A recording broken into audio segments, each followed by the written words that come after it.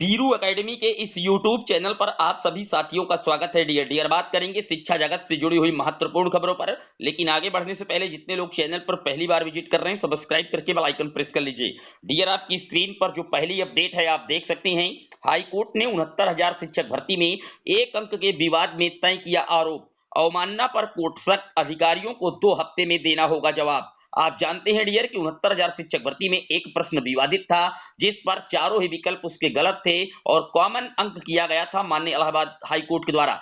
उन सभी अभ्यर्थियों को जो एक अंक से वंचित रह गए थे, उनको चयनित प्रक्रिया के सुचारू रूप से चलाने के लिए कोर्ट ने आदेश दिया था।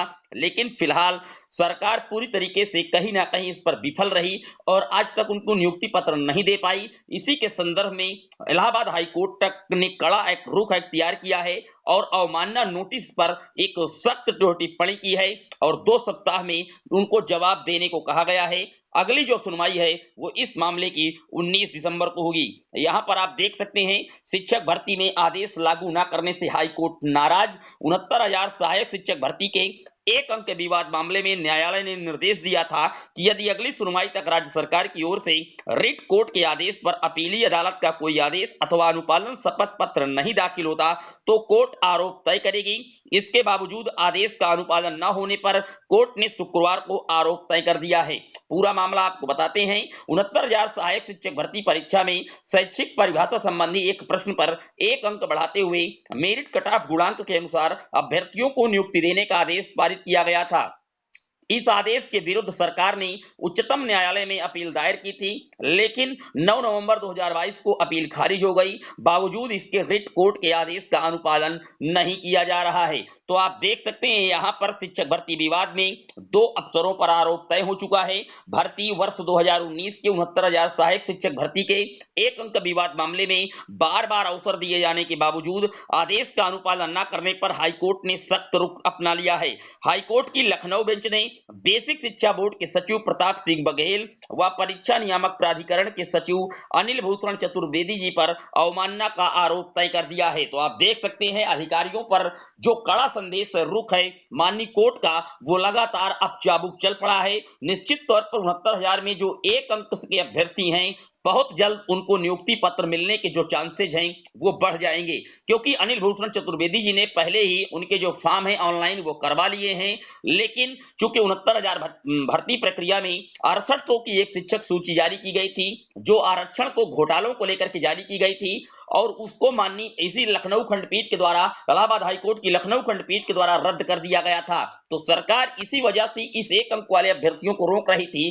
कि ताकि कहीं ना कहीं जो आरक्षण प्रभावित सूची है, अगर उसको भी क्लीन चिट मिल जाती तो दोनों को अच्छे तरीके से हम भर्तियां कर लेते। लेकिन फिलहाल अब एक अंक वाले जो अभ्यर्थी हैं, इनको जल्द से जल्द सरकार को नियुक्ति पत्र देनी पड़ेगी, चाहे बेसिक शिक्षा सचिव हो या आप देख सकते हैं पीएनपी के सचिव हो। इन पर जो बड़ी कार्रवाई है वो लगातार कोर्ट के द्वारा की जा रही है। डियर, बात कर लेते हैं अगली अपडेट की। तो अगली अपडेट डियर आप देख सकते हैं, बीएड अभ्यर्थियों के लिए एक बड़ी कहीं ना कहीं राहत की खबर देखने को मिल सकती है।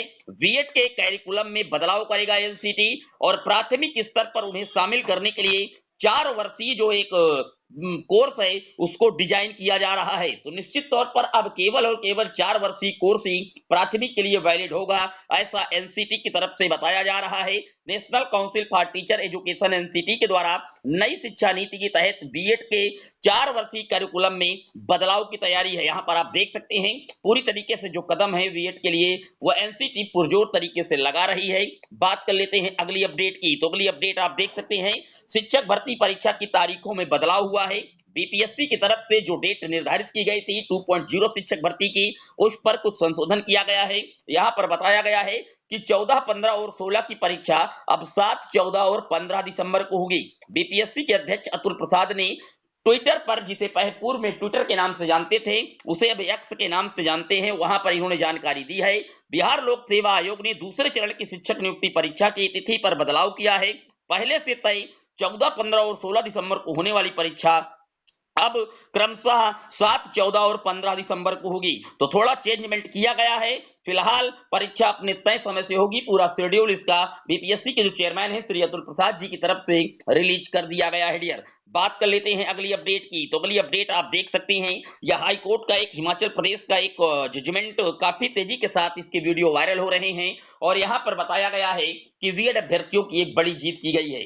देखिए डियर, यहाँ पर जो जेबीटी और डीएलएड की ट्रेंड अनएम्प्लॉयड यूनियन की तरफ से ये एक फाइल रिट की गई थी। फिलहाल इस याचिका को निश्चित तौर पर डिसमिस किया गया है हिमाचल प्रदेश शिमला हाई कोर्ट के द्वारा, लेकिन जो ये मैटर है उसको एक अदर बेंच पर ट्रांसफर किया गया है। यानी कि ये मैटर जुड़ा हुआ है पूर्व में चयनित बीएड कैंडिडेटों को लेकर के। तो पूरी तरीके से ये याचिका जरूर रद्द हुई है, बीएड अभ्यर्थियों को यहाँ पर राहत जरूर मिली है, लेकिन इस मामले को दूसरी बेंच पर ट्रांसफर करने की बात को लेकर के इस याचिका को कहीं ना कहीं डिसमिस किया गया है। फिलहाल आप जानते हैं कि पूरी तरीके से जिन जिन राज्यों में बीएड के कैंडिडेट चयनित हो चुके हैं, प्रत्येक राज्य पर भी इसके लिए रिटें लगी हुई हैं, क्योंकि 11 अगस्त 2023 को माननीय सर्वोच्च न्यायालय के द्वारा एनसीटी का बनाया हुआ 28 जून 2018 का जो बजट है पूरी तरीके से क्वैश कर दिया गया था। और जिन जिन राज्यों में भर्तियां हो चुकी हैं, क्योंकि माननीय सुप्रीम कोर्ट ने ये क्लैरिफाई नहीं किया कि जो जजमेंट है वो कब से प्रभावी होगा, इसको लेकर के प्रत्येक राज्य में कहीं ना कहीं आप कह सकती हैं जो विवाद की स्थिति है वो लगातार बनी हुई है। और बीएड के कैंडिडेट हों या डीएलएड के कैंडिडेट हों, दोनों अभी भी इस उम्मीद पर हैं कि आखिरकार माननीय सुप्रीम कोर्ट के द्वारा क्लैरिफाई याचिका पर क्या सामने बातें निकल कर आ रही हैं।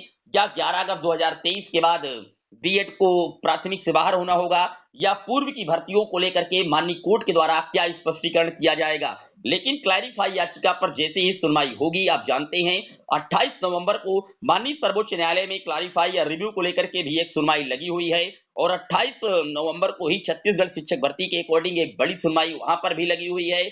आप जानते हैं इस तरीके की जो बड़ी सुनवाइयां हैं वो आने वाले दिनों में आपको देखने को मिलेगी माननीय कोर्ट में, और जैसे ही इन पर कुछ बड़ा उलटफेर होगा आप लोगों को चैनल के माध्यम से लगातार सूचना दी जाएगी। इसके लिए वीडियो पर बने रहिएगा, पहली बार आए हैं चैनल पर सब्सक्राइब कर लीजिएगा। फिर मिलेंगे एक और वीडियो में, तब तक के लिए जय हिंद जय भारत।